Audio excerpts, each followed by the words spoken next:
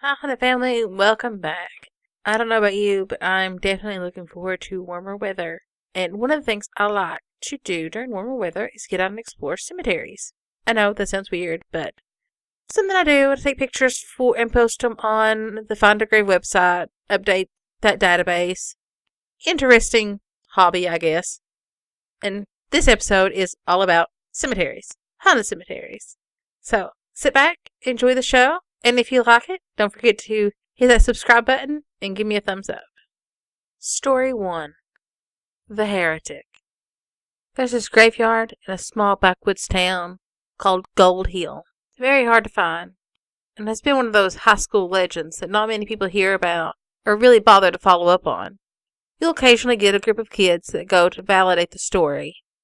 They usually get what they're looking for. That's probably why it's not visited very often. We decided to check it out back in '91, my junior year of high school, after hearing the usual gossip about the place. We found the cemetery after about 2 hours of driving around the area. The town it was in was only about 10 minutes from our hometown, but we got fairly turned around on all those back roads. By this time it was pretty late, and it was a starless, moonless night. We could just make out the old rock wall poking up from the weeds in the field. The story was that a heretic woman, back in the late 1800s, bore a devil child with cloven feet and a forked tongue. The local people took the baby, and they drowned it in a horse trough. They put it in a small tomb-like grave that was above ground, and sealed it up with a big granite slab on top. The tomb was in the center of a graveyard, sticking up all by itself, with no markings, with some earth inside of it and some weeds growing out of it. There were deep gouges on the sides of the granite coffin that looked to be as old as it was. After we had decided we'd seen enough, we headed out of the cemetery, back to our vehicles parked away at the road. Suddenly, we heard a shrieking. It made the hair on our arms stand on end. Animal or human, we couldn't determine which. I said that it sounded like a fox scream. I'm sure of it. But what I really meant to say was, let's get the hell out of here. In scrambling to get out of the graveyard and over the wall in the thick brush, we had lost our sense of direction, and we had no clue which way we had came from. We were very panicked by then, and being that I and my friend were the only 2 men there, it was hard for us to maintain our wits. 2 of the girls started to cry and get hysterical. After about 10 minutes of searching for our way in, the terrible noise was getting louder and closer. One of the girls had just completely stopped communicating and just sat right down on the stump and wouldn't budge. I told my friend to stay with the girls and that I would go find the Jeep and get us all out of there. I told him I was going to be right back. Just don't move. I told him to keep the flashlights on so that I could see them to get back to them. I ran straight through the woods in the direction I thought we had came from, and after about a quarter of a mile or so, I broke through the thick brush and onto a dirt road that we had drove in on. I took off towards the direction that I knew we had parked in. All the while that awful noise seemed to be right beside of me. I stopped once, and I heard the brush and dead sticks cracking a little ways in the woods. Heavy breathing.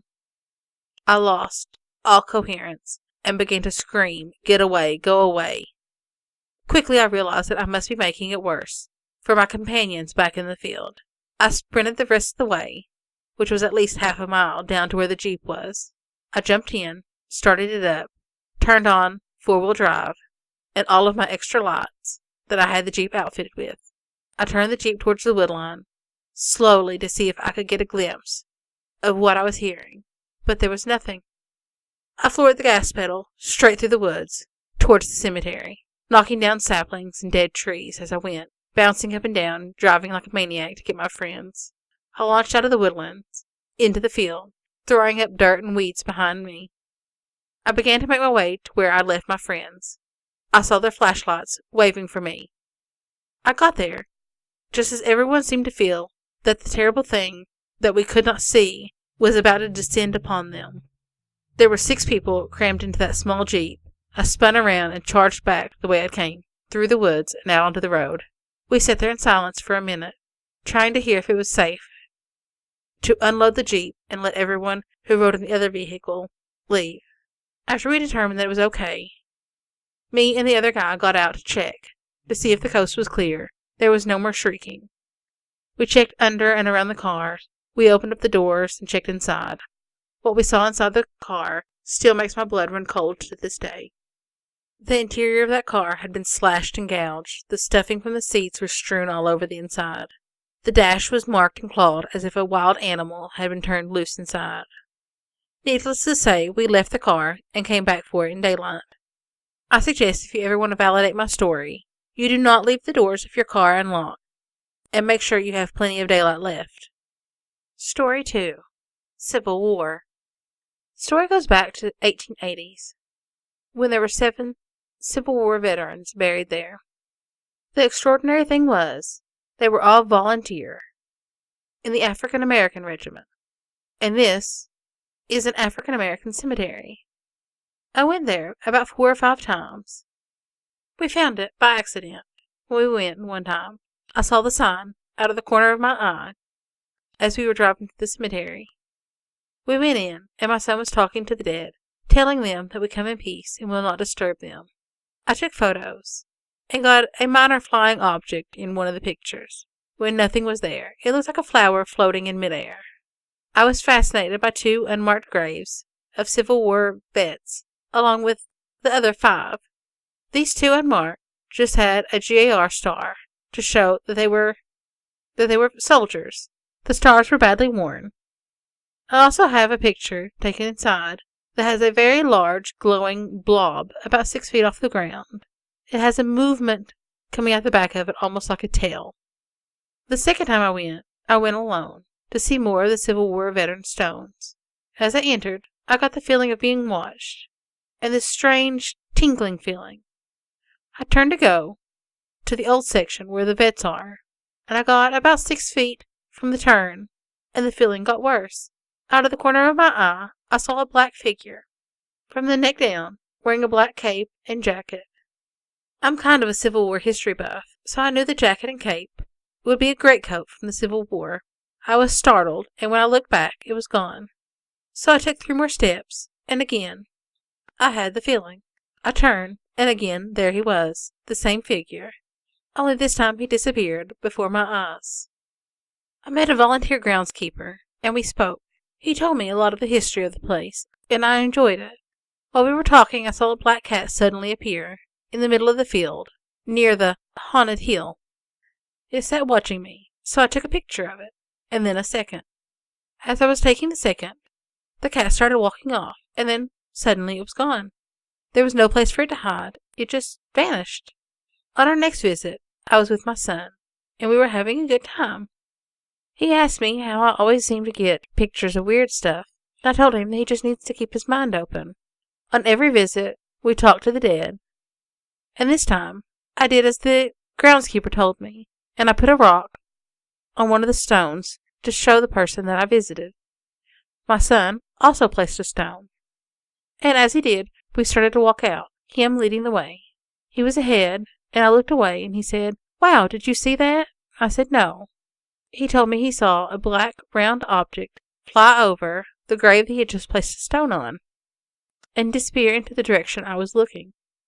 The last time I went and took photos, I've been trying to figure out who the 2 unknown soldiers were. I asked them for any sign, or just to let me know who they were so that I could truly show respect for them. But nothing happened, so I went to leave after taking lots and lots of photos.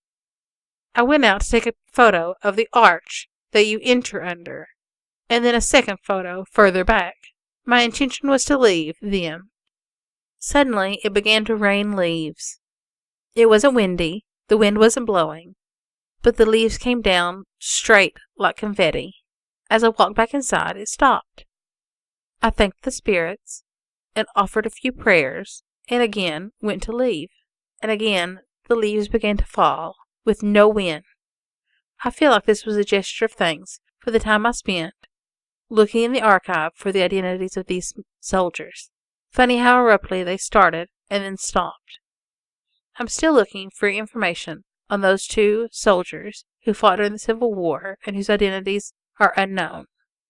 I hope that one day I will know their true identity and will be able to give them proper respect. Story 3. Mary is a witch. In my small town, we used to have a witch. She was killed in a witch trial, from what the story I know goes, and she haunts the graveyard in our little town. There are very few tombstones. The stones in that cemetery are so old you can barely read them. But a friend of my father's used to go out there and party, and they would see her. When they killed her for being a witch, they cut off her head, and they buried that one in another grave. It's said that at midnight she goes around looking for her head. One night they were out partying there. My dad's friend was walking down the hill when he got hit with an apple some girl had thrown. He woke up the next morning next to a grave that had his last name on it. He totally freaked out because this town was small and everyone knew everybody, and no one else in that town had his last name. He wasn't from around here. He couldn't find any information about the grave, and to this day he's still a little freaked out about that. You can also see strange lights up there on the graveyard hill. Late at night, just moving around the graves from plot to plot. People say that's Mary, looking for the grave that her head is buried in. I've never seen Mary. I've never been brave enough to venture up there myself.